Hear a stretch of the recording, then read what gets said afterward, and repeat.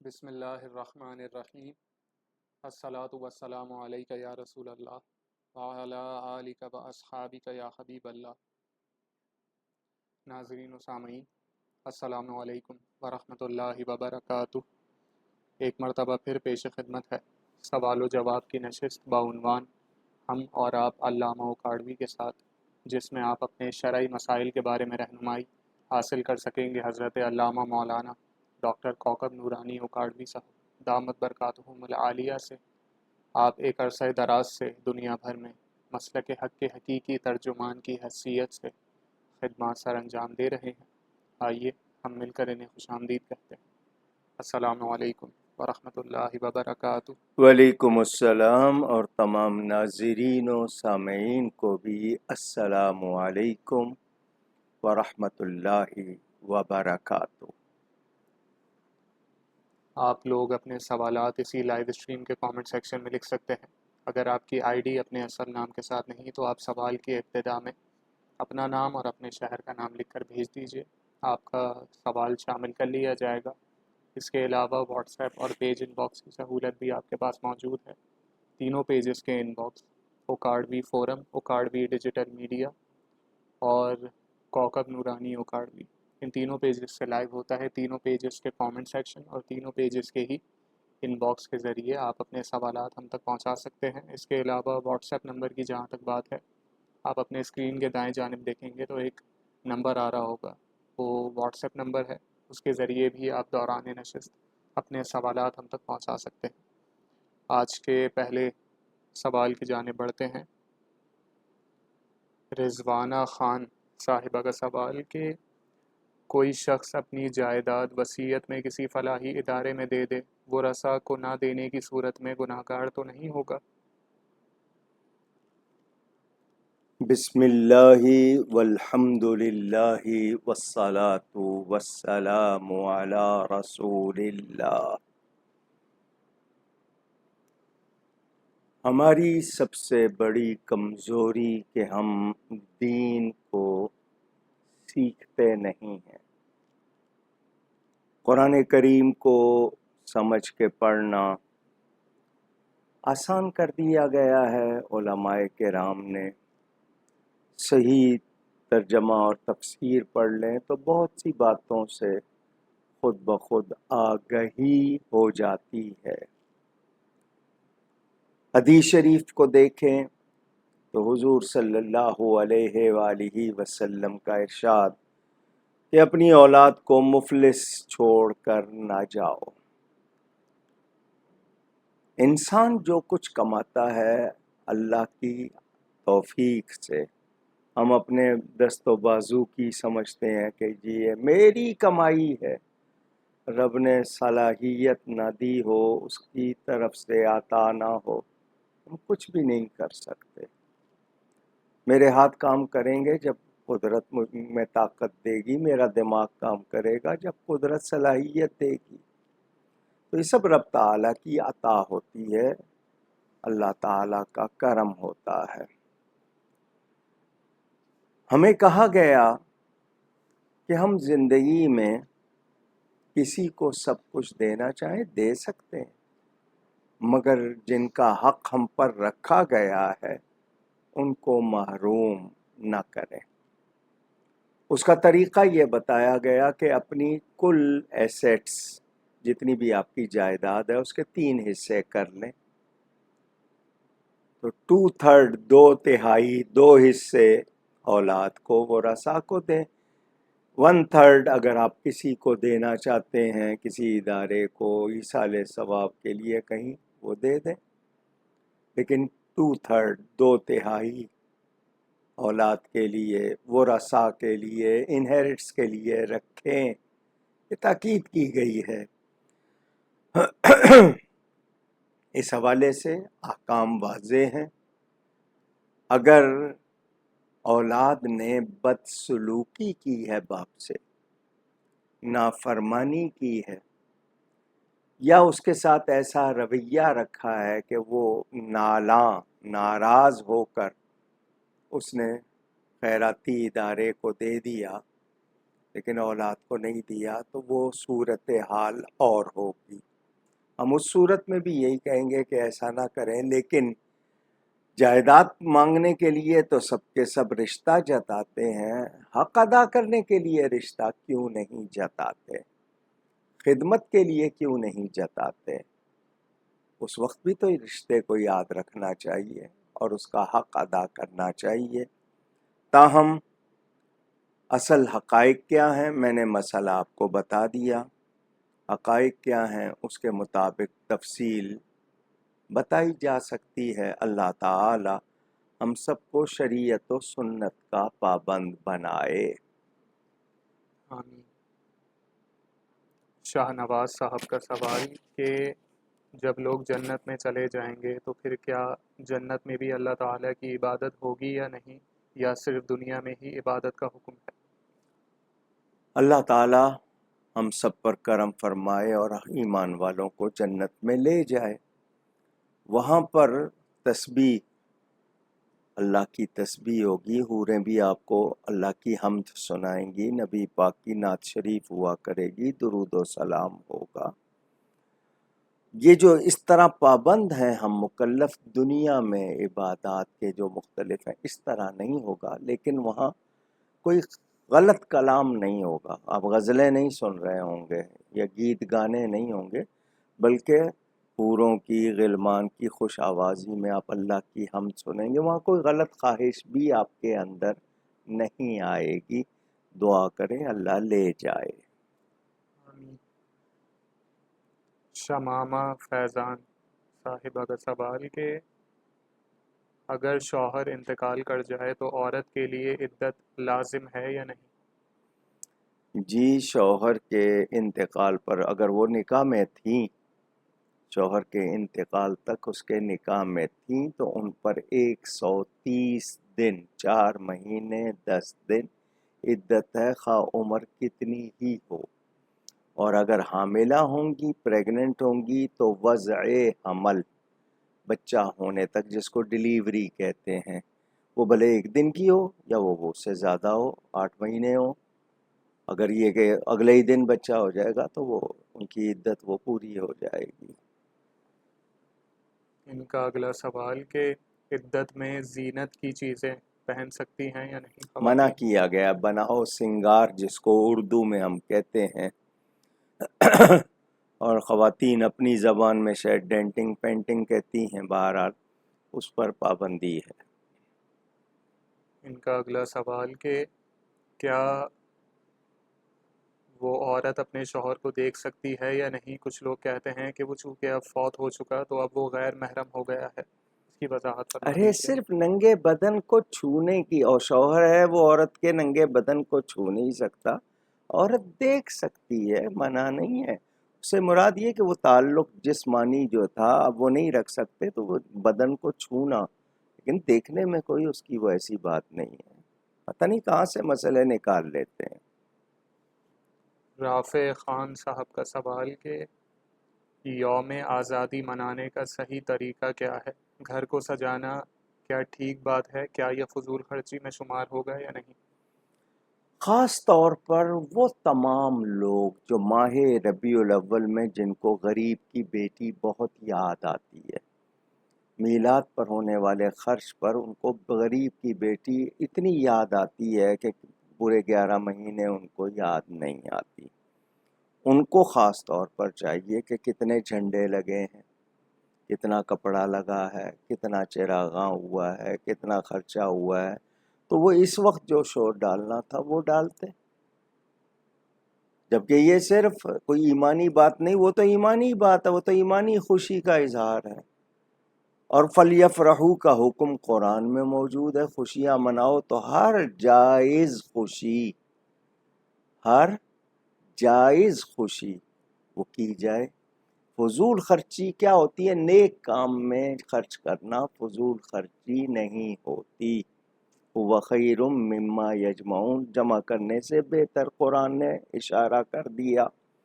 اب ہم نے یہ جاننا ہے کہ ہمارے ہاں جو خوشی منانے کے طریقے ہیں وہ کیسے، مثلا نوجوان سائلنسر نکال کے یا اپنی شرٹیں اتار کے یا شور کر کے جو کرتے ہیں، یہ کوئی خوشی منانے کا طریقہ نہیں ہے۔ اصل خوشی مسلمان کی یہ ہوتی ہے کہ جی وہ اللہ کی بارگاہ میں جھکے کہ یا اللہ تیرا شکر کہ تو نے آزادی کی نعمت عطا کی. شہداء جو اس وقت جنہوں نے جانیں دیں ان کے لیے دعا کریں، اپنے ارد گرد کے ماحول کو ستھرا کریں، جس مقصد کے لیے آزادی دی تھی اس مقصد کے لیے محنت کریں. وہ ہم یہ طریقے ہوتے ہیں. باقی آپ کوئی اگر پاکستان کے جھنڈے کا لباس پہن لے یا جھنڈا ہاتھ میں پکڑ لے یا ترانہ پڑتا ہے، منع نہیں ہے، مگر جو کچھ ہم نے اپنائے ہوئے ہیں طریقے، وہ آپ اگر ان کو شریعت کے اس میں لانا چاہیں گے تو وہ تو نہیں آ سکتے. تو ہر جائز طریقہ جو ہے وہ کیا جائے. سب سے بڑی بات ہے اس وقت، وہ پاکستان بنانے کا وقت تھا 77 سال پہلے، اب پاکستان بچانے کا وقت. ہم سب ذمہ دار ہیں خرابیوں کے، دیکھنے والے بھی، خاموش رہنے والے بھی، کرنے والے بھی، کروانے والے بھی، جتنے ہیں وہ سب ذمہ دار ہیں. اپنی اصلاح کریں اور جس مقصد کے لیے یہ وطن حاصل کیا تھا اس مقصد کو پورا کرنے کی محنت کریں، سنواریں، اس کو ستھرا کریں. میں اپنے اخلاق اور مزاج کو درست کروں، میں جھوٹ سے بچوں، رشوت، بھتہ، تاوان، یہ جو خرابیاں ہیں، کام چوری ہے، جال سازی ہے، ان سب سے بچوں. لیکن ہمارے ہاں چور پل رہے ہیں. تو یہ جو ہے ہمارا آزادی منانا، کس بات میں آزاد ہے؟ اسلام کے خلاف باتیں کرنے میں آزاد ہو گئے، اسلام کے خلاف کرنے میں آزاد ہو گئے. یہ آزادی ہے؟ کیا ہو رہا ہے یہ سب کچھ؟ اس موقع پر ایک بات کرتا چلوں. ہمارے پاکستان کی فوج کے سربراہ جنرل عاصم منیر صاحب کے بارے میں یہ بھی کہا گیا کہ وہ قرآن کریم یاد کیے ہوئے جس کو حافظ کہتے ہیں، اور نسباً خاندانی طور پر بتایا گیا کہ وہ اولاد رسول سید کہلاتے ہیں. انہوں نے سورہ مائدہ کی آیت جو پڑھی تھی، میں ان کی بارگاہ میں ادب سے عرض کرتا ہوں، بڑی اچھی بات ہے، آپ نے عمدگی سے تلاوت کی، پتہ چلا کہ واقعی آپ قرآن صحیح پڑھتے ہیں. پھر آپ نے اس کا ترجمہ بھی کیا. بتائیے یہ صرف پبلک کو سنانے کے لیے تھی آیت اور اس کا ترجمہ، یا یہ کہ اس پر باقاعدہ عمل ہوگا؟ جنرل فیض حمید صاحب کے بارے میں خبریں آ رہی ہیں، اس سے پہلے بھی بہت سے مجرم ہوں گے، خبریں نہیں آتی ہوں گی، لیکن اگر ابتدا کی گئی ہے تو ہر ادارے پر، فوج کے اندر بھی، فوج کے باہر بھی، فساد فی الارض سپریم کورٹ نے بھی کیا ہے. فساد فی الارض سیاست کے، یہ سیاستدان جن کو کہا جاتا ہے، یہ بھی کرتے ہیں. فساد فی الارض حکمران بھی کرتے ہیں، ظالمانہ ٹیکس لگا کر وہ بھی کرتے ہیں. اور کتنے ہیں جو اسلام کے خلاف ریلی نکالتے ہیں مختلف نعروں کے ساتھ، یہ سب اس میں آتے ہیں یا نہیں آتے؟ کیا ان کے خلاف واقعی کارروائی ہوگی، یا صرف یہ کہ آپ نے کلام پاک پڑھ کے سنا دیا، بتا دیا، اور بات وہیں رہے گی کہ چھوٹا مجرم ہوگا تو پکڑ میں آئے گا، بڑے سارے مزے کریں گے؟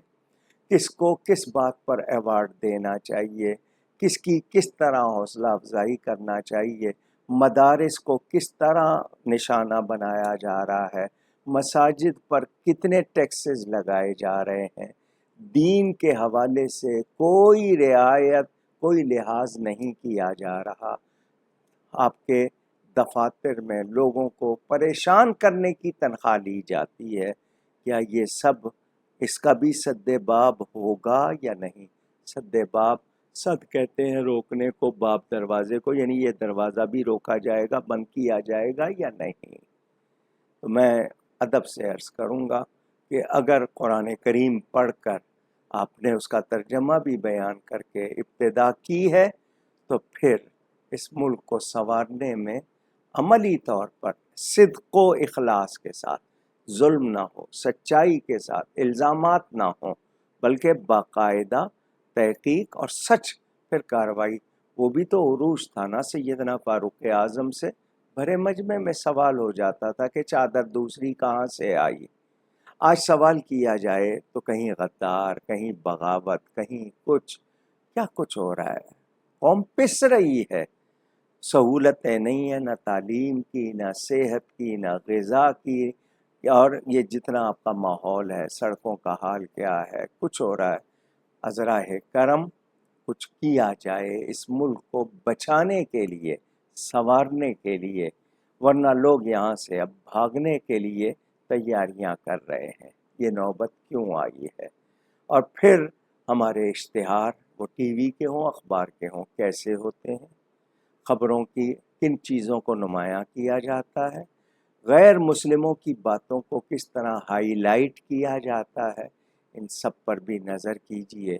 کوئی متفقہ، کوئی ایسا ادارہ بنے کہ وہ باقاعدہ ان خرابیوں کو نوٹ کر کے ان کا علاج کرے۔ امید ہے آپ توجہ فرمائیں گے۔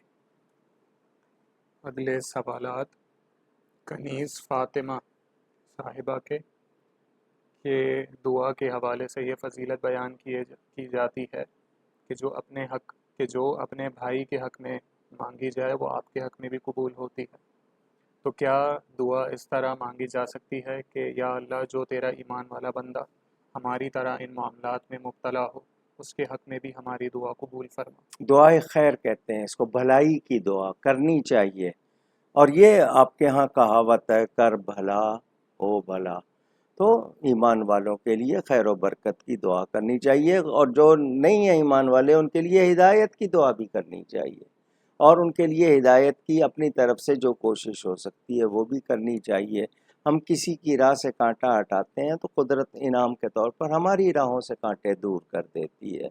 ہم لیکن حسد کے مارے ہوئے ہم نہیں، مجھ سے غلطی ہوئی ہے تو اللہ معاف کر دے، اس سے غلطی ہوئی تو اللہ اس کو ٹھیک ٹھاک سزا دے، ہمارا یہ رویہ ہے۔ ہم یہ کہتے ہیں کہ اللہ تعالی ہمیں معاف فرمائے، اس کو بھی سدھرنے کی توفیق عطا فرمائے۔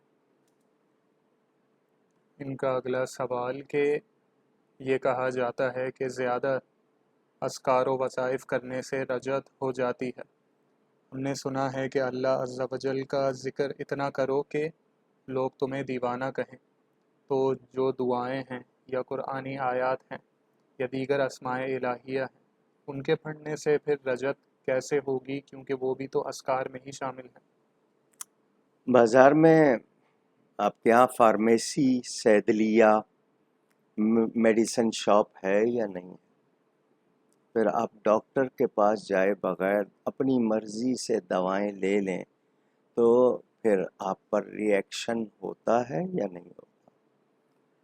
وظائف میں سب سے پہلی بات ہر شخص، ہر مسلمان کے لیے قرآن کی تلاوت، روز کا معمول، جتنا کم یا زیادہ لازمی، پھر استغفار اور درود شریف، اس کی کثرت، ان سے کبھی رجعت نہیں ہوتی۔ ادھر سے وظیفہ سنا، ادھر سے سنا، ادھر سے سنا، ادھر سے سنا، بغیر تحقیق کیے، اپنا مزاج جانے بغیر، اس کا صحیح طریقہ سمجھے بغیر شروع کر دیتے ہیں۔ اچھا جی، پڑھے جا رہے ہیں، فرائض واجبات کیا ہیں، کس کس کا آپ پر کیا حق ہے، بھولے ہوئے، ماں باپ کا حق، شوہر کا حق، بچوں کا حق، بہن بھائیوں کا حق، گھر کا حق، اپنے نفس کا حق بھول جاتے ہیں۔ تو پھر ایسی صورت میں آپ پر کبھی کبھی وہ چیز ہوتی ہے، لیکن یہ ہر ایک کے ساتھ نہیں۔ قرآن شریف پڑھنے والے پہ نہیں ہوگی، درود شریف، استغفار، یہ تین چیزیں تو لازمی پڑھنی ہے نماز پنجگانہ کے علاوہ آپ کو۔ باقی اسماء الہیہ کتنے، کون سے، یا تو پورے 99 دن میں ایک مرتبہ پڑھ لیں، ایک دعا میں پڑھ لیے۔ اسی طرح جو دعائیں مسنون ہیں حضور صلی اللہ علیہ وسلم سے، ایک مرتبہ پڑھ لی، لیکن آپ ان میں سے کچھ چن لیتے ہیں، کچھ خاص الفاظ، بغیر کسی سے سیکھے، استاد یا پیر سے جانے بغیر، تو پھر اس صورت میں اگر آپ پر رجعت ہوتی ہے تو پھر آپ اس پہ اعتراض کیوں کر رہے ہیں؟ آپ پہلے سمجھیں کہ خطا کس سے ہوئی ہے اور کہاں ہوئی ہے۔ آپ نے خود کی ہے، آپ نے نہیں دیکھا کہ جلالی جمالی دوسری باتیں ہوتی ہیں، آپ کا مزاج ہوتا ہے، آپ کہاں کوتاہی کر رہے ہیں، نوافل تو پڑھے جا رہے ہیں، فرائض سے غافل ہیں۔ پھر تو یہ چیزیں اسی لیے استاد ہیں، ان سے سیکھ کے کریں گے تو ایسی شکایت نہیں ہوگی۔ ان کا اگلا سوال کہ قطع تعلقی ہمارے مذہب میں منع ہے، لیکن کچھ رشتہ دار ایسے بھی ہوتے ہیں کہ جو آپ کی دنیا اور آخرت کے نقصان کا سبب بن رہے ہوتے ہیں۔ جب انہیں دین کی کوئی بات کہی جائے تو وہ آگے سے یہ کہتے ہیں کہ دین تو بال سے زیادہ باریک اور تلوار سے زیادہ تیز ہے، عمل کرنے کی سخت کس کے اندر ہو سکتی ہے بھلا؟ اس طرح کی باتیں کرنے والے لوگوں سے خوشی اور غم کے معاملات میں ملنا جلنا اگر ہم ترک کر دیں تو کیا جائز ہوگا یا نہیں؟ لا تقطعوا ارحامکم ہے نا، جن سے رحمی رشتہ ہے، پیٹ کا رشتہ، ماں کی طرف سے یا باپ کی طرف سے قریبی رشتہ دار. ایک ہوتا ہے دنیاوی نباہ اور ایک ہوتا ہے قلبی نباہ، دل سے. آپ کے بہت سے لوگ رشتہ دار نہیں ہوتے مگر آپ کا ان سے قلبی تعلق ہو جاتا ہے، آپ دوستی ہو جاتی ہے، فیملی فرینڈ بن جاتے ہیں.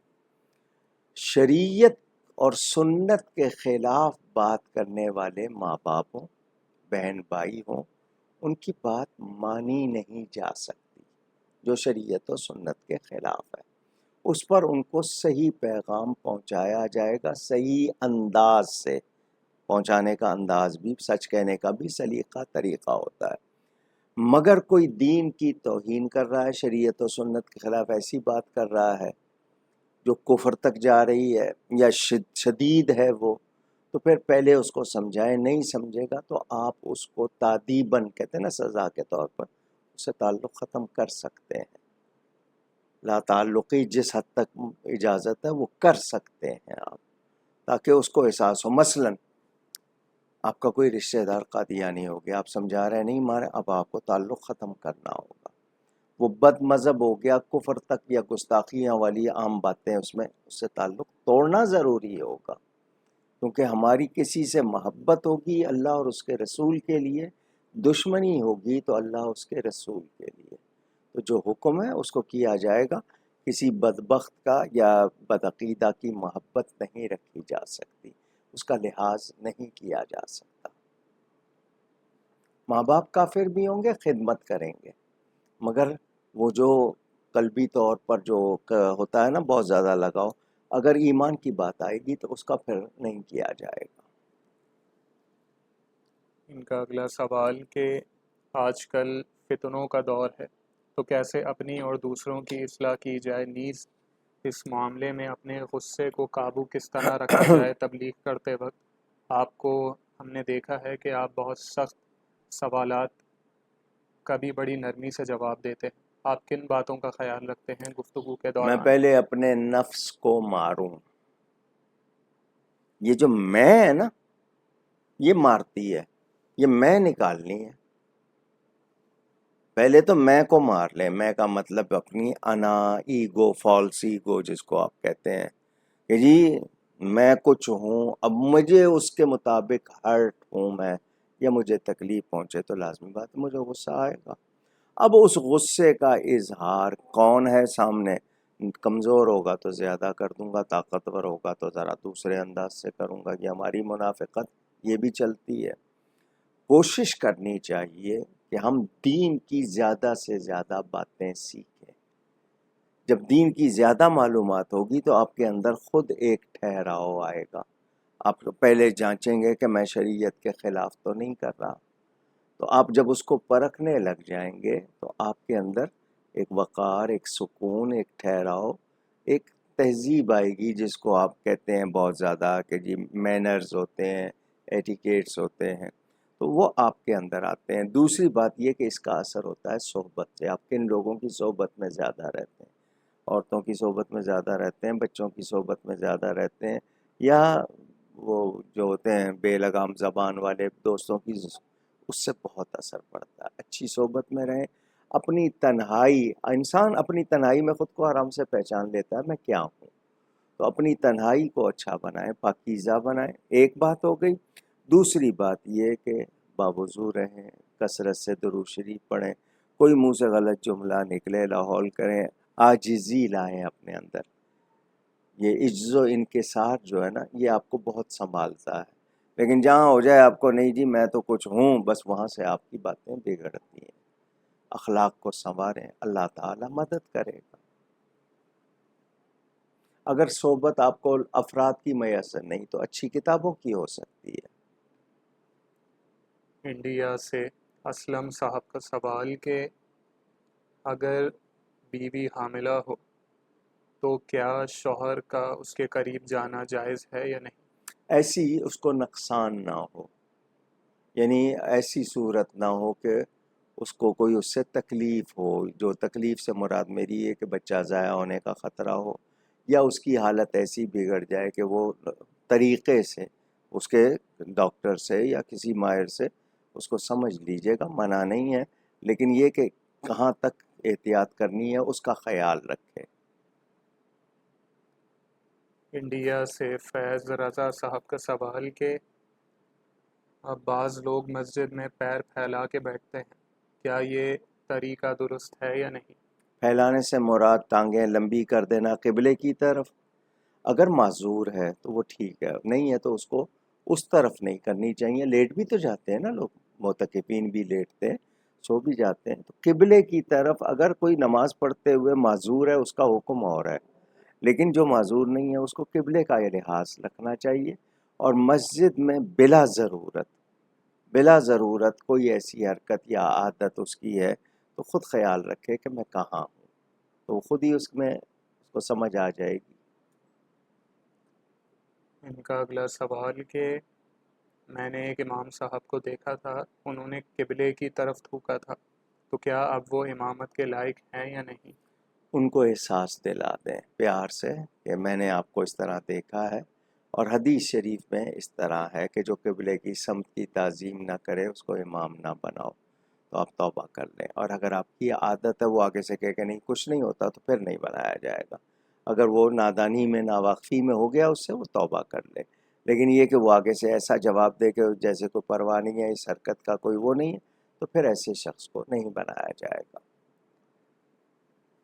محمد کبیر لیاقت صاحب کا سوال کہ تحیۃ الوضو کی جگہ اگر قضاء عمری ادا کی جائے، جیسے قضا نماز فجر کی یا کسی اور وقت کی، تو تحیۃ الوضو کا ثواب ملے گا یا صرف اسی قضا نماز کا؟ اصل میں جو نمازیں آپ پر لازم ہیں وہ قضا ہیں، تحیۃ الوضو ثواب کے لیے، وہ کہتے ہیں نا جتنا گڑ ڈالو گے اتنا میٹھا ہوگا، تو آپ تحیۃ الوضو پڑھیں گے الگ سے، وہ آپ کے لیے ہوگی، لیکن وہ آپ پر نہیں ہے اتنی لازم جتنی آپ کی باقی نمازیں جو آپ پر ہیں، تو پہلے کوشش کریں کہ آپ وہ ادا ہو جائیں، اور اس کے ساتھ یہ کہ اس وقت پڑھیں گے اللہ تعالیٰ آپ کو اس کا بھی ثواب دے دیں، لیکن نیت صرف اس کی قضا کی ہوگی، ایک کی دو کی اکٹھی نہیں ہوگی۔ یاسر صاحب کا سوال پشاور سے، میں ایک ادارے میں کام کرتا ہوں جو سوشل میڈیا کانٹیکٹ ڈیلنگ پر کام کرتا ہے، جس میں بطور ویڈیو ایڈیٹر میں کام کر رہا ہوں۔ مجھے نیوز پیکیجز، ڈاکیومنٹریز اور دیگر چیزوں پر ویڈیوز بنانی ہوتی ہیں جو کہ میرا کام ہے، اور ویڈیو بناتے وقت ویڈیو کے بیک گراؤنڈ میں کوئی میوزک لگانا ہوتا ہے، تو رہنمائی فرما دیجئے کہ میری جاب کی جو تنخواہ ہے اس کے بارے میں کیا حکم ہوگا؟ دیکھیں اس میں حدود و قیود وہ بنائی جائیں، شریعت کے خلاف نہ ہو، حیا کے یعنی وہ فحاشی میں نہ آتی ہو، حیا کے خلاف نہ ہو، باقی آپ یہ کہیں کہ میں اس کو کلیتاً جائز کر دوں، یہ میرا اختیار نہیں ہے، اللہ تعالیٰ اس کے رسول نے جس کو منع کیا میں اس کو یعنی اپنی جیب سے کوئی حلال نہیں کر سکتا۔ اب لازمی بات ہے موسیقی کا دخل، عورتوں کی اگر تصویریں آ رہی ہیں بے پردہ، میں اس کو کیسے جائز کہہ دوں گا؟ تو آپ اس میں کوئی حدود و قیود رکھ لیں کہ میں یہ بناؤں گا یہ نہیں بناؤں گا، اس حد تک آپ کا کام صحیح ہو جائے گا، لیکن وہ کہیں کہ نہیں جی سب کچھ کرنا پڑے گا، تو یہ اب آپ کو دیکھنا ہے۔ رافع خان صاحب کا سوال کہ کیا ہمارا جہلم کی نیاز دلوانا ٹھیک ہے، جبکہ حضرت امام حسین رضی اللہ تعالی عنہ تو شہید ہوئے تھے اور ابھی بھی زندہ ہیں؟ تو شہید کو ایصال ثواب نہیں کیا جائے گا، عطیہ نہیں پیش کیا جائے گا، اور وہ اولئک هم الصدیقون والشہداء، وہ تو تمام مسلمانوں کے لیے شہداء گواہ کی حیثیت سے، لیکن ان شہداء کا درجہ پھر درجہ بدرجہ، اور شہید اعظم حضرت سیدنا امام حسین رضی اللہ تعالیٰ تو محبت سے ہدیہ پیش کرتے ہیں، اللہ تعالیٰ سے ثواب ان کو بھی چاہیے، تو یہ ہماری محبت ہے، پیش کرتے ہیں، ان کو پہنچے گی، وہ خوش ہوں گے، کل ہم کو وہ اللہ تعالیٰ کی بارگاہ میں ہمیں نواز دیں گے اللہ سے سفارش کر کے، وہ اللہ کے پیارے ہیں، تو یہ ہدیہ پیش کیا جاتا ہے۔ ہم انبیاء کو پیش کرتے ہیں، امام تو بعد میں ہیں۔ اب انبیاء کی بات کریں، ہم سب سے پہلے حضور صلی اللہ علیہ وسلم اور تمام انبیاء کو پیش کرتے ہیں۔ ان کا اگلا سوال کہ کل میں نے دیکھا کہ لوگوں نے زور و شور سے جشن آزادی منایا، لیکن جب انہی لوگوں کو روڈ پر ختم نبوت کے لیے نکلنے کا کہا جاتا ہے یا محنت کرنے کے لیے کہا جاتا ہے تو بالکل خاموش ہو کر گھروں میں بیٹھ جاتے ہیں۔ ان لوگوں کو کیا سمجھانا چاہیے یا پھر ان کی ہدایت کے لیے دعا کرنی چاہیے؟ دونوں کام کرنے ہیں، ان کو احساس دلانا ہے۔ ماہ رمضان سے میں نے یہ سلسلہ شروع کیا تھا، اب تک سب کو بلاتا رہا، علماء کو، مشائخ کو، تنظیموں کو، فون، رابطے، خطوط، حکومت کو، سیاستدانوں کو کہتے رہے، فون کیے کتنے مشائخ کو، کلپ بنائیں، آپ لوگ اس پر آواز اٹھائیں، کچھ نہیں ہوگا، کچھ نہیں ہوگا، آپ پریشان نہیں ہوں۔ اور پھر جب وہ ہو گیا فیصلہ تو پھر یہ سب کے سب بولنے لگے۔ تو یہی ہے، ہمیں جو حق بات ہے کلمہ حق بلند کرنا ہے، اور ہمیں بولنا چاہیے اس کے لیے۔ اس حوالے سے مجھے اور آپ کو یہ یاد رکھنا ہے، وہ چیز ہماری ذمہ داری ہے ایمانی۔ اگر وہ ہمارے سامنے ہو رہا ہے تو ہم ہاتھ سے روکیں، زبان سے اس کے بارے میں کہیں، ورنہ جو بہت ہی کمزور ہے، نہیں کچھ کر سکتا، دل سے برا سمجھے، تو یہ ہماری ذمہ داری ہے۔ تو ان لوگوں کو سمجھانا بھی ہے اور ان کے لیے دعا بھی کرنی ہے۔ اس کے باوجود وہ نہیں نکلتے تو وہ جواب دے۔ مثلاً فلسطین کا مسئلہ، آپ کیا سمجھتے ہیں تمام مسلمانوں کی ذمہ داری نہیں ہے؟ حدیث نے کہا مسلمان مل کے ایک جسم کی طرح ہے، کسی ایک حصے میں تکلیف ہو پورا جسم درد محسوس کرتا ہے۔ کہاں درد؟ یہاں تو کرکٹ اور فلانا کھیل اور ناچ گانے اور یہ اور وہ، اللہ گلا۔ کسی کو خیال آیا پانی پیتے ہوئے کہ وہاں کتنے پیاسے ہوں گے؟ کھانا کھاتے ہوئے خیال آیا کہ وہاں کتنے لوگوں کو کتنی مدت سے کھانا نہیں ملا؟ اور عید کا موقع ہے، محرم کا موقع ہے، وہ بمباری جاری ہے، مسلمان غیر مسلم مظاہرے کر رہے ہیں، مسلمان خاموش ہیں۔ 56 اسلامی ملک مل کر کیا نہیں کر سکتے تھے؟ تو پھر کیا کہیں ہم؟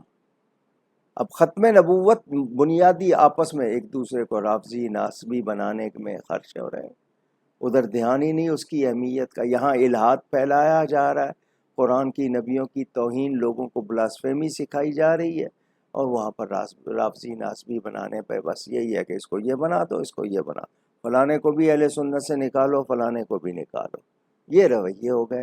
اور جو ہے وہ اپنے آپ کو ہی سب کچھ سمجھ رہا ہے کہ بس نہیں، میں ہوں جو کہہ رہا ہوں بس وہی ہے، بھلے دوسرا کچھ بھی ہے کیسا ہے نہیں جی۔ اور عوام فیصلہ کر رہے ہیں اب علماء کے لیے، اندازہ کر لیں۔ تو یہ جو صورتحال ہے، اللہ تعالی سب کو توفیق دے کہ وہ حقیقت کو سمجھے۔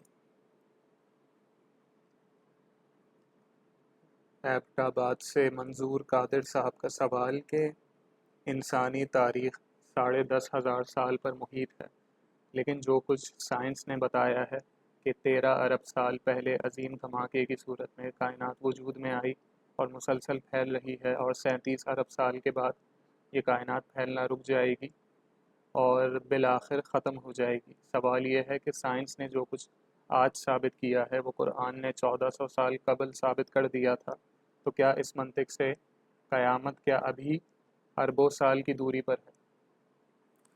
13.5 ارب سال کی یہ جو ڈیٹ دے رہے ہیں، اس کی شیورٹی کیا ہے؟ کیا قرآن کی کسی آیت میں بیان ہوئی ہے یا حدیث میں؟ سائنس نے کہا ہے، یہ اس پر اعتبار کر رہے ہیں۔ جی دھماکہ، وہ بگ بینگ کہتے ہیں جس کو، جی ہاں جی، تو اس کے صورت میں ہوئی۔ قرآن کیا کہہ رہا ہے، حدیث کیا کہہ رہی ہے؟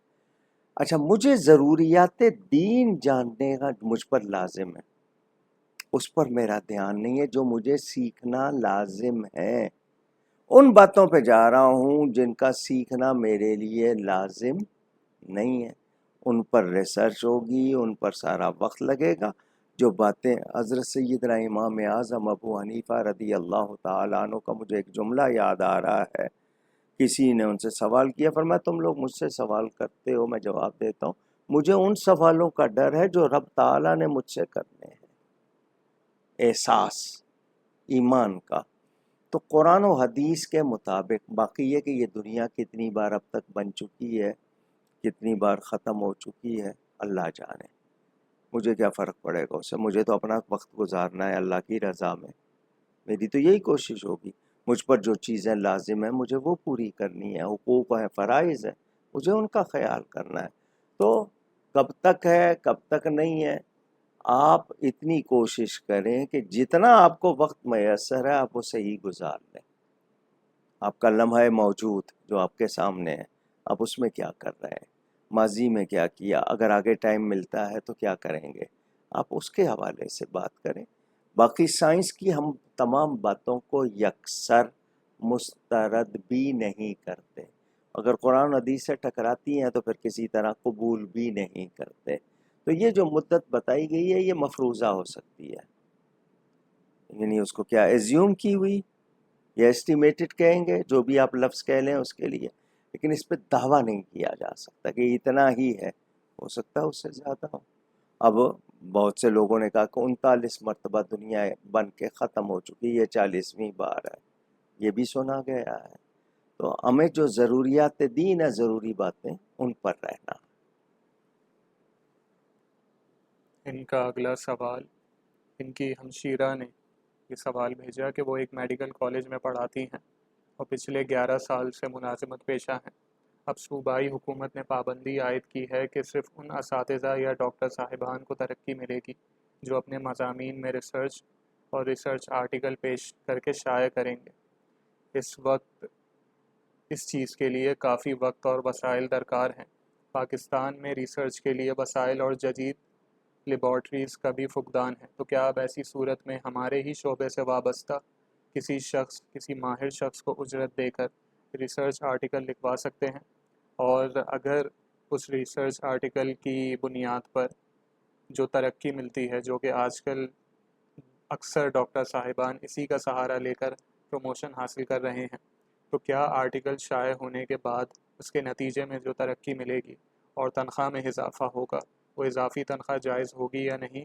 اور جبکہ میری جو ذمہ داریاں ہیں اس کی ادائی میں نہ کوئی کمی آئے گی نہ زیادتی، رہنمائی فرما دیجیے۔ میں سوچ رہا ہوں یہاں کتنے لوگ دوسروں سے کتابیں لے کے اپنا نام لگا دیتے ہیں، طلباء سے لکھوایا، کوئی اگر مدرسے کے سربراہ مفتیوں سے لکھوایا، اپنے نام سے دے دیا یہاں تو، اور کتنے بڑے بڑے القاب لگا لیتے ہیں اپنے دوسروں سے محنت کروا کے۔ تو دین کے نام پہ یہ ہو رہا ہے۔ یہ بہرحال سلام ایسے لوگوں کو جن کو احساس ہے کہ کل ہم جواب دے تو نہیں ہوں گے۔ دیکھیں، دھوکہ دینا تو گنجائش نہیں ہے، من غش فلیس منا، دھوکے کی تو کوئی گنجائش نہیں ہے۔ اب رہی یہ بات کہ حکومت کی ناجائز پابندیاں، اگر وہ ناجائز ہے جبکہ آپ کے اندر باقی تمام فرائض پورا کرنے کی اہلیت اور آپ پورا کر رہے ہیں، لیکن آپ پر ناجائز پابندی لگائی جاتی ہے، تو ان کو بھی سوچنا چاہیے کہ اس کے لیے کیا وقت دینا چاہیے، کیا ہونا چاہیے۔ وہ اس کا خیال نہیں کر رہے، بلکہ وہ چاہتے ہیں کہ ان لوگوں کو نکالیں، نئے بھرتی کر لیں، یہ بھی ظلم ہے۔ تو آپ وقتی طور پر وہ کریں، آپ جس سے لکھوایا ہے وہ اس پہ راضی ہو، وہ اپنی محنت اگر آپ کو اجارہ کر رہا ہے تو کر سکتا ہے، اس نے محنت کی ہے، وہ اجارہ کر رہا ہے، اجارہ کا مطلب اس کا وہ کاروبار کر رہا ہے، اس کا اختیار آپ کو دے رہا ہے، تو آپ نے اس کو اس کے مطابق دے دیا، اس نے آپ کو دے دیا، آپ دونوں راضی ہو گئے۔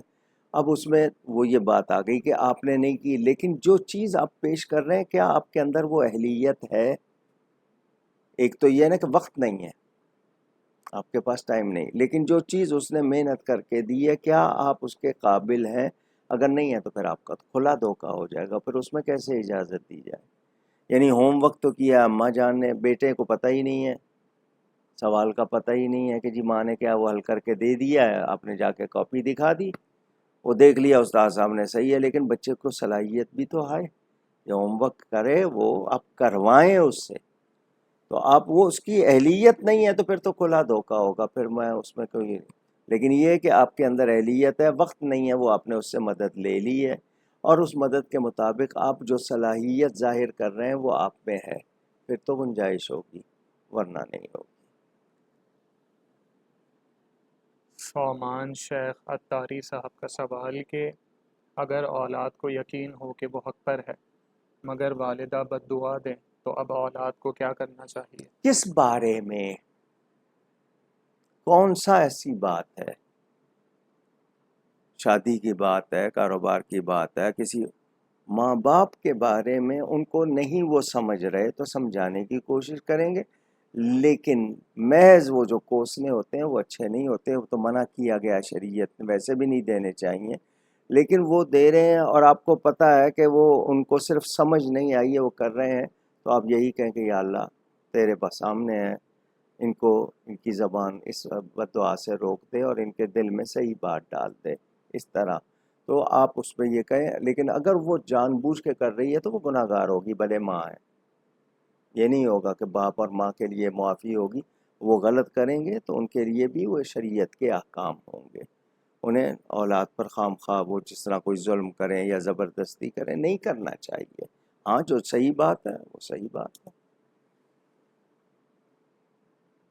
لاہور سے شانی گجر صاحب کا سوال کہ اگر بیوی بخاری سادات میں سے ہو اور شوہر غیر سید ہو تو کیا شوہر پر بیوی کا ادب اور اس کا لحاظ رکھنا لازم ہوگا؟ نیز اس کے کیا احکام ہیں؟ بخارا کے رہنے والے جس طرح امام بخاری، یہ اصل میں نقوی ہیں، جو سادات ہیں نا وہ اہل بیت کے کسی شہزادے کی اولاد، آگے گیلانی لگا دیا تو گیلانی کا مطلب حسن ہی ہے، مگر گیلان کی نسبت سے لگا دیا غوث پاک، تو اصل معلوم ہونا چاہیے کہ کون سے سید ہیں، پہلی بات، اور سند نہ ہو تو یہ کہیں کہ جی کہا جاتا ہے، ہمیں نہیں معلوم، اللہ جانے، اس پہ دعویٰ نہ کریں، اور اگر شجرہ موجود ہے اور شہرت ہے پورے خاندان کی، اس میں چھپانا بھی نہیں چاہیے۔ کچھ لوگ اچانک پہلے شاہ اور پھر ایک دم سید اور وہ بن جاتے ہیں، اللہ تعالیٰ معاف کرے۔ کف ایک مسئلہ ہے، کاف فے واو کف ون احد پڑھتے ہیں نا، کف، اس کو انگلش میں کیا کمپیٹیبلٹی کہیں گے، وہ کمپیٹیبل ہونا چاہیے، یہ شریعت کا مسئلہ ہے، سید کا نکاح غیر سید سے نہیں ہونا چاہیے، مگر کن صورتوں میں ہو سکتا ہے وہ بھی واضح ہے، ہاشمی ہیں، قریشی ہیں، بعضوں کے نزدیک بالکل نہیں ہے، بعض اس میں دونوں مسئلے موجود ہیں، اختلافی بات ہے۔ اب آپ نے غیر سید کے ساتھ نکاح کر لیا ہے عورت کا، مرد تو کسی سے بھی کر لے، سید لڑکا ہے غیر سید سے، صرف سیدہ زادی کا مسئلہ ہے کہ اس کا نکاح وہ کف ہے یا نہیں ہے، تو اب اگر آپ نے کر لیا ہے تو آپ کو اس کے بارے میں حقوق معلوم ہونے چاہیے، بادشاہ کی بیٹی لاتے تو اس سے کیا سلوک کرتے، تو نبی کی بیٹی لائے ہیں تو اس کا حق کس طرح ادا کرنا ہے، کس صورت میں علماء کی کتابیں موجود ہیں بہت سے کہ اس کے ساتھ اس کے اوپر سوکن نہ لائے، اس کے ساتھ یعنی اس کی دل جوئی کرے، اس کو اس حد تک تکلیف نہ دے کہ وہ جو بھی جس کو کہا جاتا ہے ستانے والی بات، تو یہ مسائل لکھے ہوئے آگہی ہو جائے، تو یہ میں نے کہا ہے، حالانکہ یہ ایسا مسئلہ ہے کہ اس پر اکثر سادات جو ہیں ان کے ہاں نہیں ہے، کہ غیر سیدوں میں نہیں کرتے ہیں، اور کچھ کے ہاں جو انہوں نے شرط دوسرے مسائل کے مطابق کہا ہے تو اس میں بھی خیال رکھا جائے اور اس کا لحاظ رکھا جائے۔ دبئی سے عبدالستار صاحب کا سوال کہ میں نے ایک عالم صاحب سے سنا تھا کہ اگر ہم کسی شخص کے حوالے سے ایسی بات سنیں جس میں 99 پہلو کفر کے ہوں اور ایک پہلو اسلام کا ہو تو ہمیں چاہیے کہ اسلام کے پہلو کو بنیاد بنا کر اسے کافر قرار نہ دیں۔ میں یہ جاننا چاہتا ہوں کہ ایسا کیوں کر ممکن ہے؟ اس طرح تو کوئی کچھ بھی کفریہ کلمات بولتا پھرے اور اسے کچھ بھی نہ کہا جائے۔ جی میں نے اپنی کتابوں میں یہ لکھا ہے، لیکن اگر ایک بات بھی صریح کھلی ہوئی کلیئر، اس میں فاسد، یعنی لوگ تعویل کر لیتے ہیں، فاسد کا مطلب خراب، تعویل کا مطلب ظاہری معنی سے ہٹ کے کوئی اور معنی پہنا لینا، تو جہاں تعویل کی گنجائش نہیں ہے اور جملہ صریح ہے تو وہ ایک بات بھی، اب مثال کے طور پر پورا مسلمان ہے لیکن ختم نبوت کا انکار کرے تو آپ کیا کریں گے؟ تب بھی آپ کہیں گے کہ 99 باتیں، تو وہ کون سی بات ہوگی جو بالکل ضروریات دین سے ہو، اس سے آپ نکل جاتے ہیں. یہ میں اس کی یہ تفصیل باقی اس طرح اگر چھٹی، اور اس کا فیصلہ کون کرے گا؟ عوام تو نہیں کریں گے نا. جو مسائل بتا دیے گئے ہیں، تو میں نے دیوبند سے بریلی اپنی کتاب میں سفید و سیاہ میں یہ ساری باتیں تفصیل سے لکھ دی ہیں، اگر کو ہو دلچسپی تو دیکھ لیں وہاں. علی گڑھ انڈیا سے محمد، اس سے قبل ان کا عبدالستار صاحب کا ایک اور سوال کہ عام بول چال میں لوگ کہہ دیتے ہیں کہ فلاں تو بہت ہی منافق آدمی ہے، کیا ایسا کہنے پر بھی وہی حکم لگے گا جو کسی کو کافر کہنے پر لگتا ہے؟ یقینی طور پر معلوم ہونا چاہیے. وَإِن جَاءَكُمْ فَاسِقٌ بِنَبَإٍ، وہ بھی تو ہے نا، تمہارے پاس کوئی فاسق خبر لائے تو جو یقینی طور پر معلوم ہو. لوگوں کو بچانے کے لیے اس سے کہنا، میں نے آپ کو شاید پچھلے پروگرام میں بھی یہ بات آئی تھی، تو دوسروں کو بچانے کے لیے کسی کی خرابی ظاہر کرنا، اس کا تو حکم دیا گیا ہے. اب وہ خرابی کس نوعیت کی، آپ کے صرف یہ کہ آپ کے ساتھ ہوا ہے باقی کسی کے ساتھ نہیں ہوا تو اور بات ہے، لیکن وہ ایک شخص فراڈ کرتا ہے، اس طرح کی اس کی حرکتیں، تو دوسروں سے بچانا. تو اور جہاں دیکھیں، علماء کسی کو کافر بناتے نہیں ہیں، منافق بناتے نہیں ہیں. اس کے اندر نفاق یا کفر ہو تو بتاتے ہیں. کسی کا کفر بتانا اور کسی کو کافر بنانا بہت فرق ہے. تو یہ جو آج کل لوگوں کا پروپیگنڈا، دیکھو جی اس کو یوں کہہ دیا یوں کہہ دیا، یقینی طور پر معلوم ہو اور وہ ثابت ہو جائے تب. باقی منافقت تو آپ چھوٹی چھوٹی باتوں میں بھی کرتے ہیں. تو اگر اس نے کہہ دیا کہ یہ منافق ہے اور وہ چیز پائی جا رہی ہے تو غلط نہیں کہا، لیکن کہنے کا انداز کیا ہو. آپ اپنے اندر بھی چیک کر لیں، کہیں آپ بھی تو ویسے ہی نہیں ہیں. یہ چیز ذہن میں رہے. کفر جو ہوتا ہے نا وہ بہت اہم بات. منافق ہونا تو آپ ایسے کسی کو کہہ دیتے ہیں جھوٹے آدمی ہو، تو جھوٹا کہنا بھی کوئی معمولی بات تو نہیں ہے نا. لیکن کفر اور ایمان کا مسئلہ بہت اہم، بہت حساس ہوتا ہے. علی گڑھ انڈیا سے محمد شادمان صاحب کے سوالات، جینز یا پینٹ کو فولڈ کر کے نماز ادا کرنا کیسا ہے؟ یہ جب سے جین آئی ہے نا، لوگوں کی جین بدل گئی ہے. ہفتہ ہفتہ بھر پہنے رہتے ہیں، اور وہ پہلے کوئی پھٹا پرانا لباس پہنتا تھا تو اس کو غریب کہتے تھے، اس کے پاس پیسے نہیں. اب امیروں کو پھٹے ہوئے ہی کپڑے پسند ہیں. فیشن کے نام پہ سب کچھ جائز. اس جین کے اندر کیمیکل بھی ایسا ہوتا ہے جو آپ کی اسکن کو بھی نقصان دیتا ہے. مرد کیا، عورتیں وہی پہن رہی ہیں. اور وہ جی ہم اس میں بہت ایزی ہیں جی، وہ آرام سے پرواہ نہیں ہے، اور کوئی وہ اسٹیٹس کا بھی مسئلہ نہیں ہے. کپڑے کو اس کی اس حالت سے بدلنا جس پر وہ بنا ہے منع. اس کو تشمیر کہتے ہیں.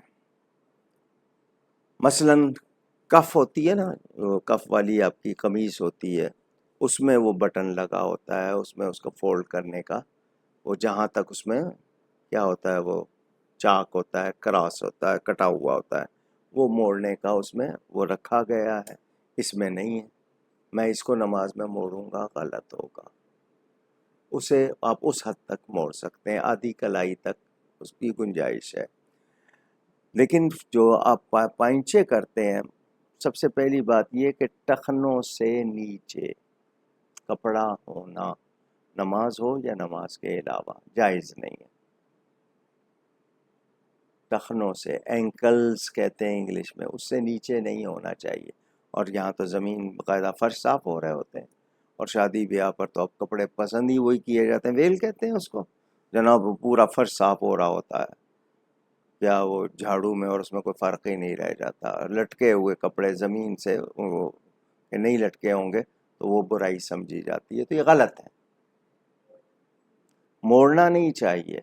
معمولی سا نیچے ہے اور وہ پیٹ بڑے ہونے کی وجہ سے آ گیا یا سلائی میں آ گیا، اس میں کراہت کا حکم ہے. لیکن جان بوجھ کے رکھے گا تو پھر نماز نہیں ہوگی.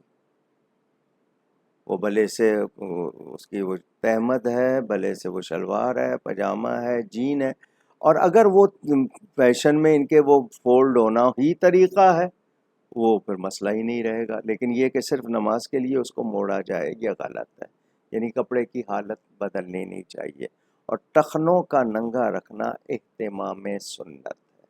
اب اہتمام سنت کے لیے کیا صحیح طریقہ ہو سکتا ہے کہ وہ ٹخنے بھی ننگے رکھ لے اور کپڑا بھی کس طرح اونچا کر لے، تو یہ اس کو کوئی اس طرح کی چیز اپنانی ہوگی، کیونکہ اہتمام سنت ضروری ہے۔ ہم یہاں فقہ کو دیکھیں گے تو اس سنت کا اہتمام جو زیادہ ضروری ہے تو ذہن میں رہے۔ تو آپ ایسے کپڑے بناتے کیوں ہیں؟ اور پھر نماز میں اگر آپ جا رہے ہیں، آپ کہیں گے جی نماز کے لیے بدلوں، پھر آ کے وہ بدلوں، تو میں نے کہا نا نماز کے علاوہ بھی وہ نہیں پہننے چاہیے۔ تو کوشش کریں کہ آپ کی نمازیں ضائع نہ ہوں۔ اور یہاں مسئلہ آیا تو کہوں ننگے سر نماز نہ پڑھا کریں۔ ہمارے ہاں ننگے سر کا رواج بہت بڑھتا جا رہا ہے۔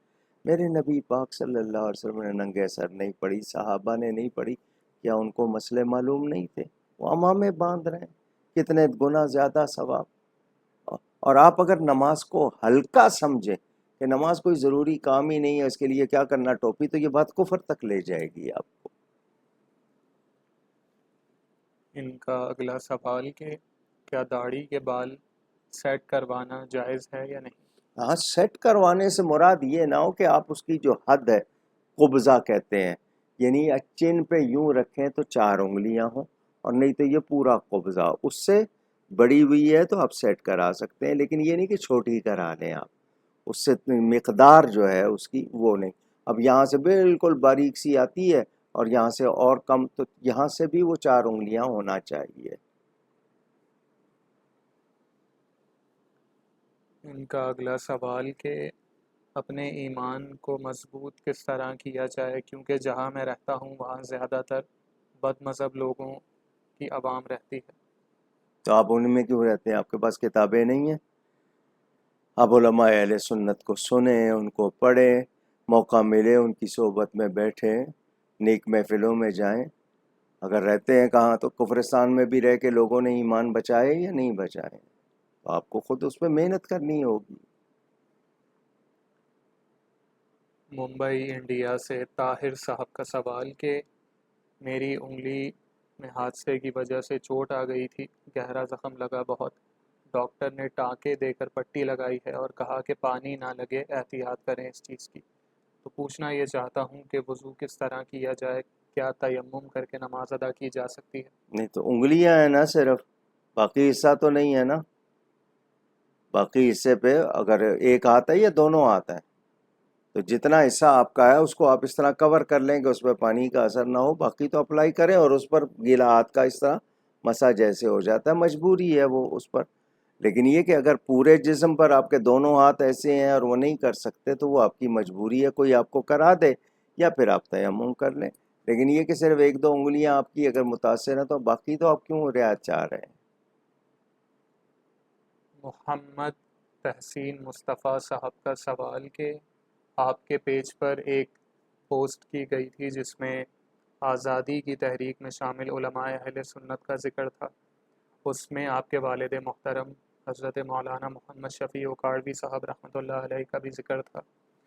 تو سوال یہ ہے کہ ان کی پیدائش سے لے کر قیام پاکستان کے درمیان کا جو عرصہ ہے وہ تقریباً 18 برس کا ہے، تو اتنی عمر میں حضرت کی کیا خدمات رہی ہیں، رہنمائی فرما دیجیے تاکہ ہماری معلومات میں بھی اضافہ جی، ہو۔ وہ مسلم لیگ کے جلسوں میں جاتے رہے، خود وہ بیان کر چکے ہیں، یہ تو ہوتا نا کسی سے سنا ہو، وہ خود بتا چکے ہیں۔ اپنے پیر و مرشد کے ساتھ مسلم لیگ کے جلسوں میں شرکت کرتے رہے، وہاں نظمیں بھی پڑھتے رہے اور خطابات بھی کرتے رہے، اور اس کے لیے اپنے پیر صاحب کے ساتھ بطور کارکن وہ پورا انہوں نے جو کام کیا ہے۔ پھر اس کے بعد انہوں نے جو مہاجرین آئے تھے ان کی آباد کاری میں، اپنے گھر کو چھوڑ کے ان کی آباد کاری میں کتنا عرصہ کام کیا، یہ ان کے ہے۔ اور پھر یہ کہ وہ لوگوں کو مائل کرنا، اس کے لیے کہنا، تو وہ باقاعدہ اس کے لیے ان کی تصاویر بھی موجود ہیں، وہ کام کیا ہے انہوں نے۔ تو 18 سال کی عمر میں آپ آج دیکھتے ہیں، میٹرک بھی کی ہوتی ہے کئی لوگوں نے، ذہین ہوتے ہیں، خدمت کر رہے ہوتے ہیں، تو آپ اس کو عمر کو لے رہے ہیں، اس سے کم عمر کے لوگوں کا بھی بیان میں آپ کو دکھا دوں، جن کی عمر، میں نے میرے ذہن میں بھی ایک دو لوگوں کے حوالے سے یہ سوال آیا تھا، ان کی عمر صرف 12 سال بنتی تھی، مگر ان کا بھی ذکر کیا ہوا ہے۔ ہو سکتا ہے انہوں نے اسکولوں میں، طلباء میں اس ایج میں کام کیا ہو، ہم بدگمانی کیوں کریں؟ لیکن والد صاحب قبلہ تو خود اپنے زبانی سنا چکے ہیں، یہ تقریروں میں اپنے کئی واقعات سنائے ہیں انہوں نے اس حوالے سے، اور ان کے بارے میں جو مضامین لکھے اس میں کتنے لوگوں نے ان کا ذکر کیا ہے کہ وہ اس طرح اس ہراول دستے میں شامل تھے۔ صاحبہ خان صاحبہ کے سوالات کا سوال کہ جیسے سورہ کہف کو پڑھا جاتا ہے جمعہ کے دن، کیا سورہ جمعہ کو بھی پڑھنا چاہیے؟ جی، جن صورتوں کے بارے میں روایات آئی ہے، مثلا صبح پڑھے، شام پڑھے، یا فلاں دن پڑھے، فلاں رات میں پڑھے، یا تہجد میں پڑھے، یا جمعہ میں پڑھے، وہ تو ہے، مگر باقی قرآن ترتیب سے پڑھتے رہنا چاہیے۔ آپ جتنا زیادہ پڑھیں گے آپ کو ثواب، مگر یہ نہ ہو کہ صرف وہ صورتیں پڑھیں اور باقی نہ پڑھیں۔ آپ کا مثلا معمول ہے جمعے کے دن سورہ کہف پڑھنے کا، ضرور پڑھیے۔ روزانہ سورہ یاسین پڑھنے کا یا سورہ ملک پڑھنے کا معمول ہے، ضرور پڑھیے، مگر ترتیب سے بھی قرآن پڑھتے رہیے ساتھ ساتھ، ایک صفحہ، دو صفحے، پارہ، آدھا پارہ، وہ بھی ترتیب سے جاری رہے۔ محمد امان میمن صاحب کا سوال کہ کوئی سیاسی جماعت جو اسلام کے نام پر بنی ہو، اگر ان کی جماعت میں دیگر مذاہب سے تعلق رکھنے والے لوگوں کو بطور امیدوار شامل کیا جائے تو کیا یہ درست ہوگا یا نہیں؟ کیونکہ عوام میں یہ چیز رائج ہے کہ اگر کوئی چیز اسلام کے نام پر بنی ہے تو اس میں دیگر مذاہب سے تعلق رکھنے والوں کا کیا حصہ؟ پاکستان کے بارے میں کیا کہیں گے؟ یہ بھی تو اسلام کے نام پہ بنا ہے، کیا سلوک ہو رہا ہے؟ اچھا، کوئی بھی ادارہ، کارخانہ، کچھ بھی ہے، دیکھیں، ایک ہوتے ہیں شرعی معاملات، ایک ہوتے ہیں رسمی دنیا کے معاملات۔ اگر وہاں پر رسمی معاملات کے لیے آپ نے ساتھ ملایا ہے کسی کو، لیکن آپ اپنے عقیدے پہ قائم ہیں، اس میں دوسرے کے لیے یہ نہیں ہے کہ سچ بات کہنے سے آپ رک جائیں، لچک نہیں ہے، وہاں تک اور ہوگی بات۔ لیکن آپ نے تعارف کچھ اور کرایا ہے اور اس کے خلاف لوگ شامل کر لیے ہیں تو آپ دھوکہ دے رہے ہیں، وہ گنجائش نہیں ہونی چاہیے۔ مثلا میں نے شراب کے خلاف ایک ادارہ بنایا کہ یہ شراب کے خلاف کام کرے گا، اس میں شرابیوں کو ہی رکھ لوں، تو پھر کیا رہ گیا؟ تو جہاں عقیدے کی ایسی بات آ جائے نا جس میں کفر و ایمان کا فرق ہو، تو پھر وہاں وہ آپ کی شناخت بدل جاتی ہے۔ تو کس نوعیت کا ادارہ ہے، کس کام کے لیے ہے، اس کے حوالے سے، لیکن یہ کہ جو شناخت ہے اسلام کی وہ صحیح العقیدہ، جو صحیح العقیدہ نہیں ہے، کچھ گمراہ ہوتے ہیں، کچھ ہم ان کو کہتے ہیں بہکے ہوئے، کچھ فاسق ہو جاتے ہیں، نافرمان، مگر کفر و ایمان کی بات جہاں آ جائے گی کہ اتنا فرق ہو، پھر کوئی گنجائش نہیں رہتی۔ تجمل انصاری صاحب کا سوال کہ کیا اسلام ہمیں براڈ مائنڈڈ ہونے کی اجازت دیتا ہے؟ براڈ مائنڈڈ کا معنی کیا لیتے ہیں آپ؟ کہ ہر غلط چیز کو گوارا کر لینا؟ اگر یہ ہے کہ جو بھی کچھ ہے سب ٹھیک ہے، اگر یہ براڈ مائنڈڈ ہونا ہے تو اس کی گنجائش نہیں۔ براڈ مائنڈڈ ہونے سے مراد یہ کہ آپ کے اندر اتنی گنجائش ہو کہ آپ لوگوں تک پیغام پہنچانے کے لیے وہ چیزیں جن کو شرعاً بالکل یکسر منع نہیں کیا گیا، مثلا لاؤڈ اسپیکر کا استعمال، پرنٹنگ پریس کہا جاتا ہے کسی زمانے میں، جناب یہ اب مثل لیپ ٹاپ آ گیا، انٹرنیٹ آ گیا، تو یہ اس کا صحیح استعمال، کوئی کہے نہیں جی اس کو ہاتھ ہی نہیں لگانا، وہ اس معنی میں لیا جائے گا، لیکن شریعت سنت کے خلاف کسی بات کو قبول کرنا یہ براڈ مائنڈڈنس نہیں ہے، معاف کیجیے گا، یہ گمراہی ہے۔ یہ آپ کی اس کو کہیں گے کہ آپ لائن سے ہٹے ہوئے، پٹری سے، ٹریک سے اترے ہوئے ہیں، وہ غلط ہوگا۔ جو صحیح جتنی گنجائش ہے اس کو صحیح طرح، یعنی اب غلط چیز ہے اس کو صحیح مقصد کے لیے استعمال کر لینا۔ لوگ کہتے ہیں نا جی دیکھتے کیوں ہو، تو بھئی ہم اس سے انہی کے بارے میں بتاتے ہیں، ان کو وہ بتائیں گے، تو یہ اس حد تک۔ لیکن آج کل براڈ مائنڈڈ کا مطلب یہ کہ سب ٹھیک ہے، یہ ایسا اسلام میں نہیں ہے۔ آزادی اظہار بھی پابندی افکار کے ساتھ ہے، ذہن میں رہے میرا جملہ۔ پابندی افکار کے ساتھ آزادی اظہار ہے، مادر پدر آزادی نہیں ہے۔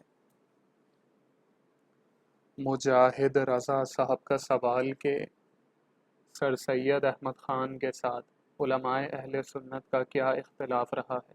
علماء اہل سنت نہیں، تمام کا اختلاف رہا ہے، اس میں دیوبند بھی شامل ہے، اہل سنت بھی۔ وہ نیچری مذہب کہا جاتا ہے، انہوں نے جو تعویلات کی تھیں، جو نئے خیالات دیے تھے، اس پر دیوبند والوں نے بھی اور دوسرے تمام علماء نے اس کو قبول نہیں کیا۔ وہ کتابوں میں ان کا اختلاف سارا لکھا ہوا ہے، اور اب بھی کوئی اپنا کہلائے یا غیر کہلائے، ہر وہ بات جو شریعت و سنت کے معیار پر نہیں اتری ہے اور کوئی اس کو کہے کہ نہیں یہ ہے، اس سے اختلاف کیا جائے گا۔ اب اس اختلاف میں اس بات کے حوالے سے کہ کیا کفر و ایمان کی بات چلی گئی یا یہ کہ محض گمراہی کی رہی، تو وہ تفصیل آ جاتی ہے۔ تو اس نیچری مذہب اس کو کہا جاتا ہے، اس کی تفصیل ہے، اگر آپ خود گوگل پہ بھی دیکھیں گے کہ علماء کا اختلاف کیا تھا تو باتیں سامنے آ جائیں گی۔ اس میں نے سنا تھا کہ اعلیٰ حضرت نے بھی ان کے خلاف اپنا موقف دیا تھا، یہ بات درست ہے؟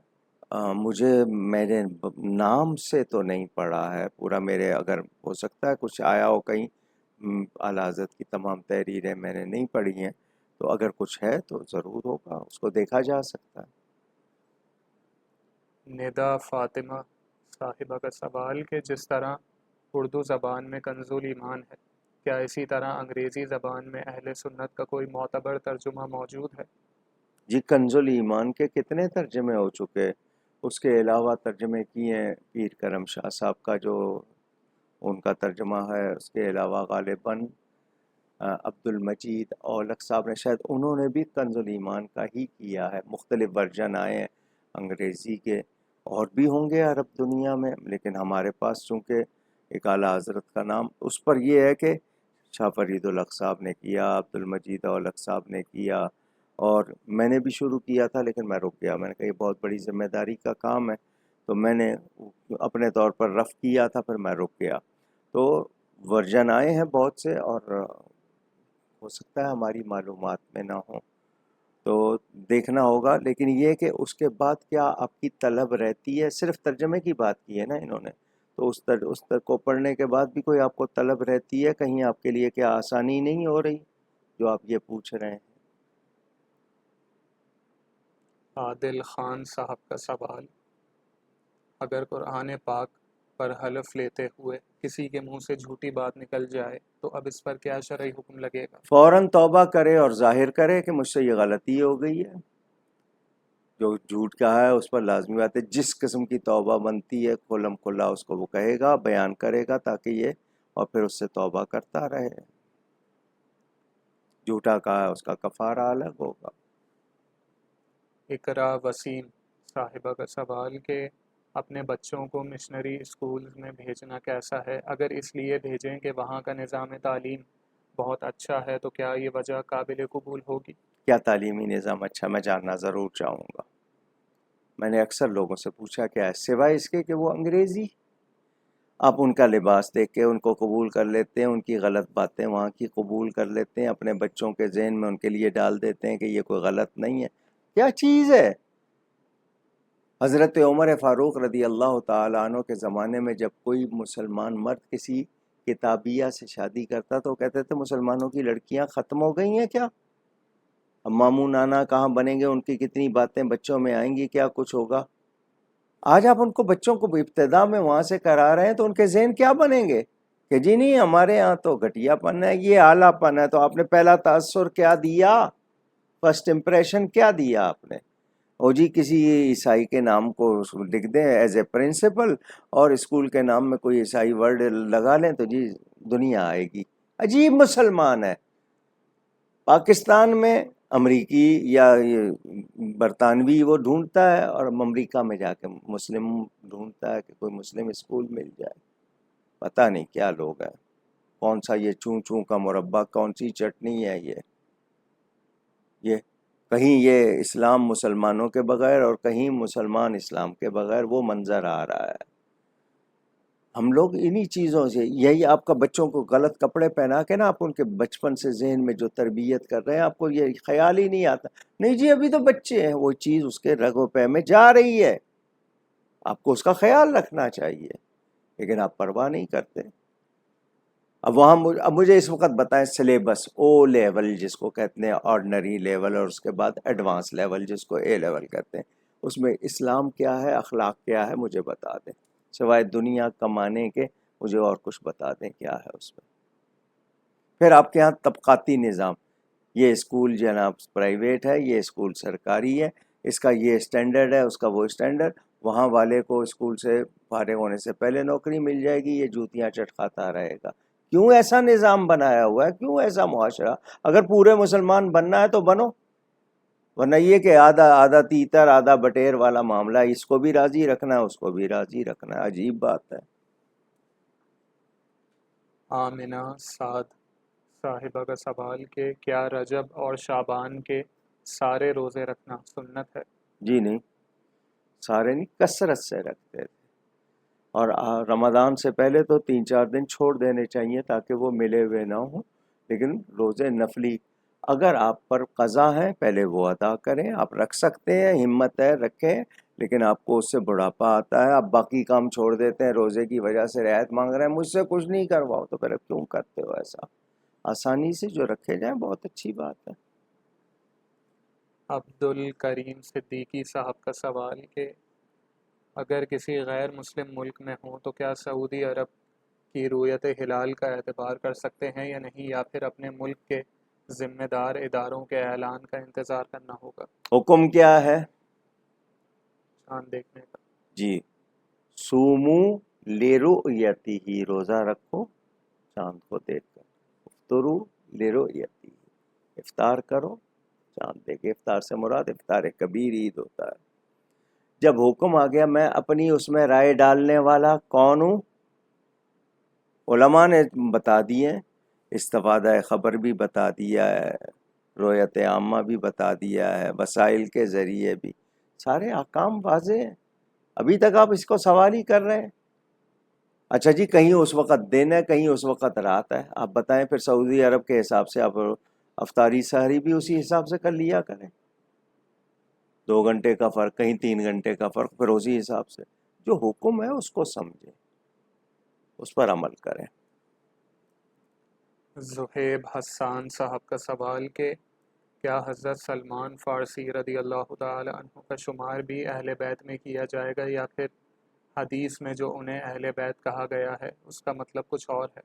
جی، اہل بیت سے مراد حضور نے ان کو اپنے گھر والے یعنی گھر کے افراد میں شامل فرما لیا، وہ درجہ جو نبی کے خون کا ہے وہ ان کا نہیں، مگر ان کو ایک شان عطا ہو گئی، حضور نے درجہ دیا، ہم اس کے مطابق مانیں گے، مگر ایکول نہیں کر دیں گے کہ جو درجہ حضرت امام حسین کا یا امام حسن کا وہ ان کا بھی کہہ لیں، وہ بات نہیں ہوگی، لیکن فرد تمام اہل بیت سب کا ایک درجہ تو نہیں ہے نا، درجہ بدرجہ کسی کی شان بہت کی، تو ہم سب کا احترام کریں گے، ان کو حضور نے اپنے اہل بیت میں سے فرما دیا سر آنکھوں پر۔ حمزہ معین صاحب کا سوال، اور یہ آج کا آخری سوال، انشاءاللہ جو سوالات رہ جائیں گے وہ اگلی نشست میں ابتدا میں لے لیے جائیں گے۔ آپ لوگ اپنے سوالات اسی لائیو اسٹریم کے کامنٹ سیکشن میں لکھ سکتے ہیں، اگر نشست ختم ہو جائے تب بھی آپ اس کامنٹ سیکشن میں اگلی نشست سے پہلے لکھ دیجئے، آپ کے سوالات شامل کر لیے جائیں گے۔ اس کے علاوہ واٹس ایپ کے ذریعے بھی آپ اپنے سوالات اگلی نشست سے پہلے ہم تک پہنچا سکتے ہیں۔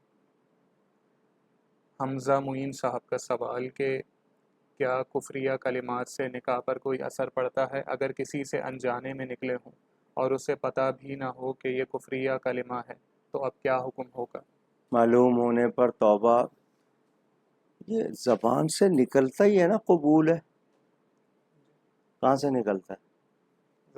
زبان سے ہی نکلتا ہے، تو زبان سے ہی آپ کے لفظ نکلیں گے، اسی پر حکم ہوگا، آپ کے دل میں ہے جب تک اس پر کوئی حکم نہیں ہے، زبان سے نکلتا ہی حکم، اور وہ مذاق میں ہو یا آپ ایسے، جو بھی کسی سے کفریہ کلمہ نکلا ہے اس کو معلوم نہیں ہے، جانتا ہی نہیں ہے اس کی، اور کسی سے اس نے سنا نہیں یا اس کو احساس نہیں ہے، تو اس وقت تک تو ہم اسے کہیں گے، لیکن محساس ہوتے ہی توبہ. ہم اسی لیے کہتے ہیں روزانہ سونے سے پہلے تجدید ایمان کرو. تجدید ایمان کو تازہ کرو. پہلے 2 کلمے پڑھنے چاہیے. کلمہ جس کو آپ کہتے ہیں نا، پہلا کلمہ طیب، طیب مانے پاک، اسی طرح یاد کیا ہوا نا. دوسرا کلمہ شہادت، شہادت مانے گواہی. یہ دونوں کلمے پڑھ کے سوئیں اور کرتے رہیں، پڑھتے رہا کریں تاکہ کوئی، اور اگر ایسا اس سے ہوا ہے کوئی جو واقعی کفریہ کلمہ تھا تو نکاح فوراً ٹوٹ جاتا ہے. اس کے بعد تجدید ایمان. تجدید ایمان کا مطلب نہیں ہے کہ بارات لے کے آنا ہے، 2 آدمیوں کے سامنے کلمہ شہادت پڑھ لیں، 2 آدمیوں کے سامنے کلمہ شہادت اور اللہ سے توبہ کر لے. اس کو تجدید ایمان کہتے ہیں. اور اگر بڑے مجمع میں کیا تو بڑے مجمع میں اس کا اعلان کرنا پڑتا ہے. ہم ان تمام افراد کا شکریہ ادا کرتے ہیں جنہوں نے اپنے سوالات ہم تک بھیجے اور اپنے تعریفی کلمات سے ہمیں نوازا، جن میں نول شکیل صاحبہ، راشدہ انور صاحبہ، علی حیدر راجپوت صاحب، رضوانہ خان صاحبہ، ناصر خان صاحب، مرتضیٰ چوہان صاحب، اقصیٰ مرتضیٰ صاحبہ، عبد الوحید صاحب، شاہ نواز صاحب، شمامہ فیضان صاحبہ، رافع خان صاحب، محمد ایوب صاحب، علی عباس صاحب، سرفراز علی صاحب، مرزا منظور بیگ صاحب، کنیز فاطمہ صاحبہ، محمد عباس صاحب، آصف فاروقی صاحب، فوزیہ عبد القادر صاحبہ، سید ساجد صاحب، وقاص مصطفیٰ صاحب، محبہ ماکدہ صاحبہ، محمد عرفان صاحب، شہباز صاحبہ، مظہر خان صاحب،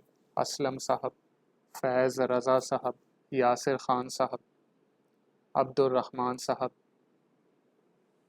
سلیمان قادری صاحب، شاہ نواز صاحب، منظور قادر صاحب، محمد بشیر صاحب، عامر شہزاد صاحب، سومان شیخ عطاری صاحب، شانی گجر صاحب، عبدالستار صاحب، شادمان صاحب، صہیبہ منصور صاحبہ، شازیہ علی صاحبہ، طاہر صاحب، عارفہ عارف صاحبہ، شیمہ اسلم صاحبہ، تحسین مصطفیٰ صاحب، صاحبہ خان صاحبہ، امان میمن صاحب، زبیر قادری صاحب، اشرف اسحاق صاحب، محمد حسن صاحب، تجمل انصاری صاحب، عامر جمالی صاحب، مجاہد رضا صاحب، ندا فاطمہ صاحبہ، سید عادل شاہ صاحب، عادل خان صاحب، اقرا وسیم صاحبہ، آمنہ سعد صاحبہ،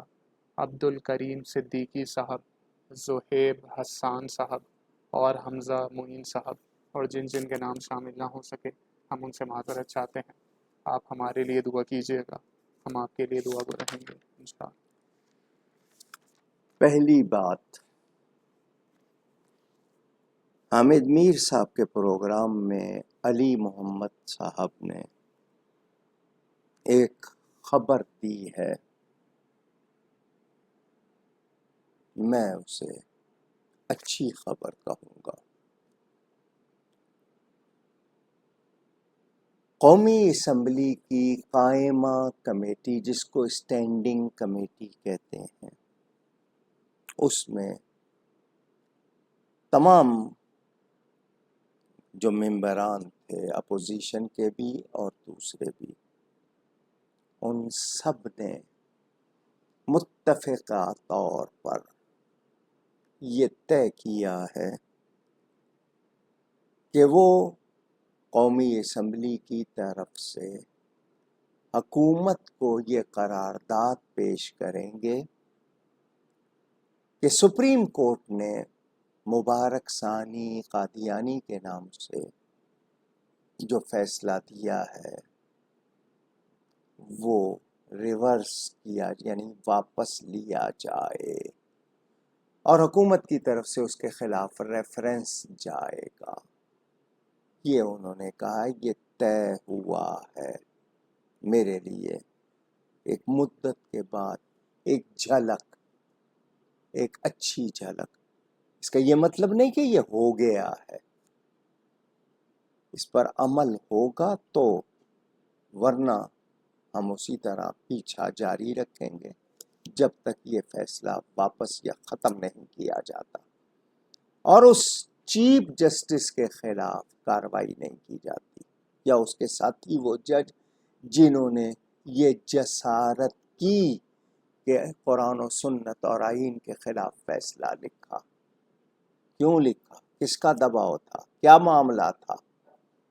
مسترد تو سب نے کر دیا ہے۔ جب تک فی الحال ہم اس خبر کی جو علی محمد خان صاحب نے دی ہے اسے خوش آئند سمجھ رہے ہیں، مگر جب تک اس پر عمل نہیں ہوتا، ہمیں بہت تجربہ ہے حکومتی وعدوں کا اور قراردادوں کا، تو جب تک اس پر عمل نہیں ہوتا ہم کچھ مہلت دے سکتے ہیں۔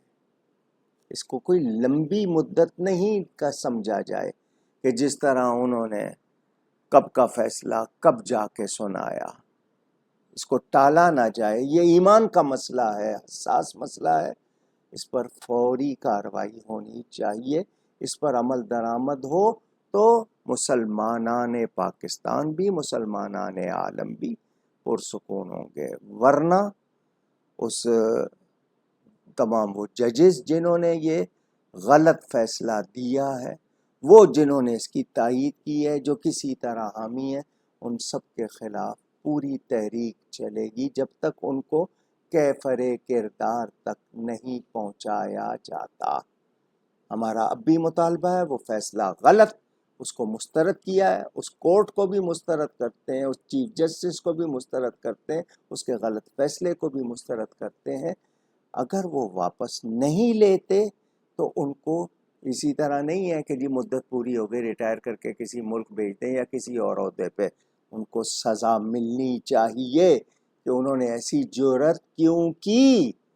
اس حوالے سے جتنے بھی ہمارے لوگ ہیں ہم مشاورت، کیونکہ آج یہ خبر آئی ہے تو صرف اتنا ضرور کہتے ہیں کہ یہ خوش آئند ہے خبر، مگر جب تک اس پر عمل نہیں ہوتا ہمیں حکمرانوں سے کوئی اچھی توقعات کبھی نہیں رہی، مگر یہ ایمان کا مسئلہ ہے، انشاءاللہ اہل ایمان کروا کے رہیں گے انشاءاللہ۔ پچھلی مرتبہ زین صاحب نے سوال کیا تھا عیدگاہ شریف کے پیر صاحبان کے بارے میں۔ 21 جولائی کی لکھی ہوئی ایک تحریر 13 اگست کو اپلوڈ کی گئی ہے، منظر عام پر آئی ہے۔ اتنا عرصہ کہاں وہ رہی، کیوں اس کو چھپایا گیا، مگر وہ بھی وضاحت ادھوری۔ پہلی بات تو یہ میں محترم پیر حسان حسیب الرحمان صاحب سے کہوں گا، آپ کہتے ہیں آپ کے خلاف پروپیگنڈا، جب آپ خود اعتراف کر رہے ہیں آپ گئے ہیں دعوت قبول کی تو پھر پروپیگنڈا کا کیا مطلب ہو گیا؟ آپ تو خود تسلیم کر رہے ہیں۔ کب سے دعوت تھی، کب تک رابطے رہے، کب آپ پہنچے؟ آپ کا یہ کہنا کہ اس کے مذہب کا یا اس کے عقیدے کا نہیں پتہ، یہ بات تو نہیں مانی جا سکتی۔ جب رابطے تھے، دعوت آئی ہوگی، ملاقاتیں آپ نے خود تسلیم کر لیا ہے، تو پھر پتہ تو ہے کہ وہ کس عقیدے کا ہے، جس کو لارڈ طارق کہتے ہیں۔ وہ جو پرانی کہاوت ہے نا کہ کنویں میں جانور گر گیا تو فتویٰ پوچھا تو مفتی صاحب نے کہا اتنا پانی نکالو تو کنواں پاک ہو جائے گا۔ وہ پانی نکالا، بدبو نہ گئی تو مفتی صاحب نے پوچھا کہ پہلے وہ جانور نکالا یا نہیں؟ کہنے لگے جی جانور تو نہیں نکالا۔ آپ بھی کچھ اسی طرح کرتے نظر آ رہے ہیں، پانی نکال رہے ہیں، جانور نہیں نکال رہے۔ کیوں؟ کتنا بڑا الزام لگایا ہے لارڈ سنگھ اور لارڈ طارق کی گفتگو نے، جو ان کی سرکاری ویب سائٹ پر، حکومتی ویب سائٹ پر موجود ہے کہ جی آپ وہی کریں گے، آپ کی ان کے ساتھ معاہدہ ہوا ہے، آپ متفق ہوئے ہیں۔ یہ اتنا بڑا الزام اہل سنت پر آپ پر لگ گیا اور آپ اس کو جھوٹا نہیں کہہ رہے؟ آپ اس کو جھوٹا کہیں، سارے اہل سنت آپ کے ساتھ کھڑے ہوں گے، آپ کا دفاع کریں گے، آپ سے دفاع کریں گے۔ آپ اس کو اہمیت ہی نہیں دے رہے۔ آپ کو کہنا ہوگا کہ وہ جھوٹا ہے. وہ لارڈ طارق، لارڈ سنگھ سوال کر رہا ہے، لارڈ طارق جواب دے رہا ہے حکومتی ویب سائٹ پہ موجود ہے. پروپیگنڈے کا کیا مطلب ہے؟ آپ کھلم کھلا الفاظ میں اس کو کہیں کہ تو جھوٹ ہے یہ. اگر آپ اس کو جھوٹا نہیں کہتے، آپ کی یہ ساری وضاحتیں ادھوری رہیں گی. آپ بری الذمہ نہیں ہو سکتے. آپ کا تعلق، اور پھر اب تو برطانیہ میں سب کے منہ پر آ گیا ہے کہ کتنے ملین پاؤنڈ دیے گئے ہیں. برمنگم میں کوئی عیدگاہ آپ کا سینٹر مرکز بنا ہے، وہ 2 ملین یا کتنے ملین پاؤنڈ کا خریدا گیا ہے. یہ خبریں لوگوں کی ہیں. تو آپ کو اس لارڈ سنگھ اور لارڈ طارق کی اس بات جو ان کی ویب سائٹ پہ موجود ہے اس کو کہنا ہوگا کہ آپ کی شہرت کو نقصان، آپ کو داغدار کیا ہے اس نے. آپ اس کو ہلکا لے رہے ہیں. آپ کو کہنا ہوگا، اگر آپ کے نزدیک واقعی ایمان کی اہمیت ہے تو یہ کہنا ہوگا، تب آپ بری الذمہ ہوں گے. اور فتاوی رضویہ کی روشنی میں تو بہت سخت. بہرحال وہ جو تحریر آئی ہے آپ کی وضاحت وہ بھی ادھوری ہے. معافی چاہتا ہوں. فتاوی رضویہ کے مطابق نہیں، جانے کا حکم کیا، دعوت قبول کرنے کا حکم کیا، اور جو چیز جس طرح کرنی چاہیے آپ نے اس طرح نہیں کیے. ہم آپ کو بچانا چاہتے ہیں، لیکن کب؟ جب آپ یہ اعتراف کریں اور کہیں اس کو کہ اس نے جھوٹ کہا ہے، آپ کو الزام لگایا ہے، آپ کی شہرت کو نقصان پہنچایا ہے. آپ یہ بات کہیں. آپ نہیں کہہ رہے تو پھر پس پردہ کچھ تو ہے نا جو آپ چھپا رہے ہیں. کوئی بات تو ہے نا. پھر آپ کی برات کیسے ہوگی؟ ہم تو چاہتے ہیں اتنی بڑی درگاہ، آپ اس کے اتنے ذمہ دار فرد، ہم آپ کا تحفظ چاہتے ہیں، لیکن جس طرح ہونا چاہیے اس طرح ہوگا. توجہ فرمائیے اور ہمت کر کے اس لارڈ طارق کے لیے کہیے کہ اس نے آپ کی شہرت کو نقصان پہنچایا، وہ جھوٹ بولتا ہے. آپ اتنے لفظ کہیں. اور اگر یہ ڈر ہے کہ نہیں ایسا کہنے سے آپ کے کوئی ویزے رک جائیں گے یا کچھ مسئلہ، تو پھر ایمان کی اہمیت کیا ہوئی؟ پھر وہ سوچنا ہوگا. اور اگر یہ کہ نہیں اس کے بعد وہ اس کے پاس آپ کے بارے میں کوئی ثبوت ہو، وہ منظر عام پر آ جائیں گے، تو پھر بات تو وہیں رہے گی. تو اس کا حل جو صحیح ہے پوری طرح وہ نکالیے. یہ جو آپ کے کچھ صفحات آئے ہیں یہ اس کو آپ کو بری الذمہ نہیں کر رہے، اور ہم آپ کو بچانا چاہتے ہیں. آپ کھڑے ہوں، اہل سنت آپ کا ساتھ دیں گے. اور پھر امتناع قادیانیت کے بارے میں جو آپ کا کردار ہونا چاہیے وہ بھی سامنے آئے. کیونکہ اگر آپ، وہ تو آپ نے عقیدے کے بارے میں بات کی ہے نا، آپ باقی بات بھی پھر اس کا ثبوت دیجئے، اس کو کردار کو پیش کیجئے.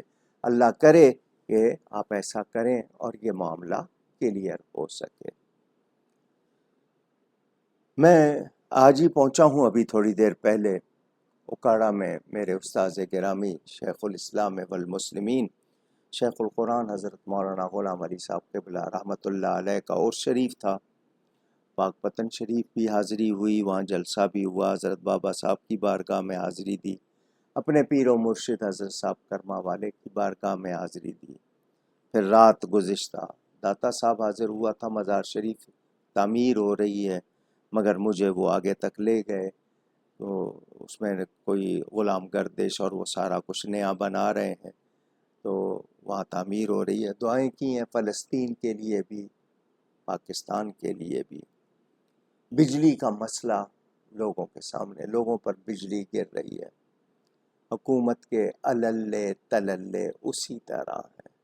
لوگوں کے لیے زندگی مشکل ہو گئی ہے، مگر کوئی مداوع نہیں، کوئی پرسان حال نہیں. ظلم، ٹیکس، بجلی کاٹنے کے لیے فوراً آ جاتے ہیں، بجلی گھنٹوں چلی جائے ٹیلی فون تک نہیں اٹھاتے، شکایت تک درج نہیں ہوتی. یہ کیوں کر رہے ہیں؟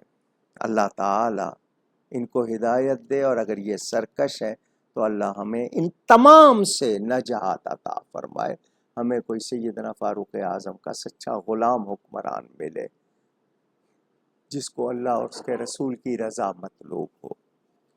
میرے دوستوں اور بزرگوں، مسجد کے سولر سسٹم کے حوالے سے آپ کو بتایا تھا، رمضان شریف میں اعلان کیا، وہ مکمل لگ چکا ہے، اور کے الیکٹرک کی طرف سے سروے بھی ہو چکا ہے. اب اس کو وہ نیٹ میٹرنگ انہوں نے جو کرنی ہے، ہم نے 50 لاکھ روپے کے ایگریمنٹ کیا تھا وینڈر سے، اس میں 39 لاکھ جمع ہو چکے تھے، اور آج میری ایک چچا زاد بہن ہے، انہوں نے 2 لاکھ روپے بھیجے ہیں، تو یہ 2 لاکھ بھی آ گئے، 11 لاکھ باقی تھے، اب 9 لاکھ روپے مزید رہتے ہیں، اللہ تعالیٰ وہ بھی پورے کروا دے گا۔ میرے اپنے گھر کے لیے بھی میں نے کہا ہوا، یہاں ابھی تک نہ سروے ہو رہا ہے نہ کچھ، وہ کہتے ہیں جی لائن میں لگے رہو۔ اب میں کوئی فوجی تو نہیں ہوں، کوئی آفیسر تو نہیں ہوں کہ مجھے کوئی پریارٹی مل جائے، دین کا ایک خادم ہوں، اور اس کو کیا اہمیت ملے گی جب دین کو نہیں مل رہی، دین کے خادم کو کہاں ملے گی۔ بہرحال آپ میں سے کوئی اگر کہ الیکٹرک میں ذمہ دار ہو، تعاون کر سکے مسجد کے معاملے میں بھی، اور مجھ سے، میں اس کے لیے دعا گو رہوں گا۔ ختم نبوت کے حوالے سے آج چونکہ یہ خبر آئی تو میں نے آپ کو بتا دیا۔ فلسطین کے حوالے سے ہمیں ذہن میں رکھنا ہے، یہاں اقلیتی حقوق مارچ کے نام سے جو شرارت کی جا رہی تھی، متعدد سنی تنظیموں نے، دوسروں نے بہت احتجاج کیا، مگر یہ اجازتیں دی کیوں جاتی ہیں؟ یہ ان کو پالا کیوں جاتا ہے؟ جو ان کو فنڈنگ کر رہے ہیں ان کے اوپر کیوں نہیں کارروائی کی جاتی؟ مسجد مدرسے کو فنڈ دے تو پوری تحقیق لاؤ، اس کا شناختی کارڈ لاؤ، اس کے یہ لاؤ، وہ کیا ہو رہا ہے؟ ملک اس طرح چلتے ہیں؟ اللہ رحم کرے۔ وہ جو جیولن تھروور ہیں جنہوں نے، ان کے لیے تو خزانے کے منہ کھلے ہوئے ہیں، لیکن دینداروں کے لیے، دینی اداروں کے لیے آپ کے پاس پابندیاں ہی پابندیاں ہیں۔ ماہ سفر میں ام المومنین حضرت سیدہ میمونہ اور حضرت سیدہ جویریہ رضی اللہ تعالی عنہما کا بھی دن، اس کے علاوہ اب آخری عشرہ جب آئے گا تو اعلیٰ حضرت فاضل بریلوی، حضرت مجدد الفسانی، حضرت پیر مہر علی شاہ صاحب، ان کے ایام بھی ہوں گے، اور چہلم کی تقریب ہوتی ہے شہدائے کربلا کی۔ اللہ تعالی کرم فرمائے، خیریت ہو۔ انٹرنیٹ کی بندش کہا جا رہا ہے کہ یہ بحران اگست کے آخر تک جاری رہے گا۔ یہ جو انٹرنیٹ کا حال سلو ہوا ہے، لوگ پریشان، آپ کو پہلے عادی بناتے ہیں پھر آپ کو ستاتے ہیں۔ آپ لوگ اس کے ایسے عادی بن گئے، وہ جیسے لطیفہ ہے نا کہ بیٹے نے ماں سے پوچھا ماں تڑپ کس کو کہتے ہیں، تو اس نے وائی فائی کا سوئچ بند کر دیا، آپ دیکھ لے تڑپ کس کو کہتے ہیں۔ وہی حال ہے ہمارا، ہم ان چیزوں کے ایسے ایڈکٹڈ ہو جاتے ہیں، عادی ہو جاتے ہیں، پھر ان کے بغیر بہرحال کہاں سازشیں ہو رہی ہیں اور کہاں واقعی خرابیاں آ رہی ہیں۔ اور آپ نے یورپ کے حوالے سے بھی پڑھا، سفید فام سیاہ فام کے نام پر مسلمانوں سے کیا سلوک ہو رہا ہے، کتنی پابندیاں لگ رہی ہیں، اور کوئی ایک نئے وائرس کے ذکر آ رہے ہیں، یہ منکی پاکس ہے، یہ فلاں ہے۔ یہ چونکہ ویکسین ایک بزنس ہے، اس کے لیے ان کو بیماریاں کریٹ کرنی پڑتی ہیں، کیا کیا بلائیں ہیں۔ اللہ تعالی ہم سب کو زمینی آسمانی بلاؤں سے اور ان ظالموں کی سازشوں سے محفوظ رکھے۔ اس دوران میں نوٹ نہیں کر سکا وہ تمام لوگ جو ایمان کے ساتھ دنیا سے چلے گئے، اللہ تعالی ان کی مغفرت فرمائے۔ جتنے لوگوں نے دعاؤں کے لیے کہا، اللہ تعالی ان سب کے حق میں خیر فرمائے، ان کی جائز مرادیں پوری فرمائے۔ محمد بانا شفیعی قادری، ڈربن ساؤتھ افریقہ میں جانے پہچانے شخص، مولانا اکاڑوی اکیڈمی العالمی ساؤتھ افریقہ کے وہ جنرل سیکریٹری ناظم اعلیٰ، بہت بیمار ہیں، ICU جو انٹینسو کیئر یونٹ ہوتا ہے اس میں ہیں۔ مجھے ابراہیم اسمال صاحب نے ان کی بیماری کی خبر ابھی بھیجی، اللہ تعالی ان کے حق میں خیر فرمائے۔ خاصی عمر ہے ان کی، بہت مجاہدانہ کردار انہوں نے ادا کیا وہاں پر، والد صاحب قبلہ کے مرید بھی، اور وہاں پر ہماری اکیڈمی کے حوالے سے اللہ تعالی ان کے لیے آسانی فرمائے، ان کو صحت دے، اور اگر ان کے لیے وقت آیا ہے تو اللہ ایمان اور خیر کے ساتھ فرمائے۔ اور بھی جتنے لوگوں نے دعاؤں کے لیے کہا، میں کچھ نام نہیں سن رہا، کچھ 2-4 مرتبہ وہ بنگلور سے آتے تھے، کہیں باہر سے آتے تھے، تو وہ لوگ ناراض ہو گئے ہیں یا کوئی رابطہ نہیں ہے، تو بہرحال ہم سے کوئی خطا ہوئی ہو معافی چاہتے ہیں، مجھ سے گفتگو میں کہیں کوئی غلطی ہوئی ہو، اللہ تعالیٰ اس کے رسول صلی اللہ علیہ وسلم کی بارگاہ میں توبہ کرتا ہوں۔ خوش رہیں، نیکی کیجئے، نیکی پھیلائیے۔ والسلام علیکم ورحمۃ اللہ وبرکاتہ۔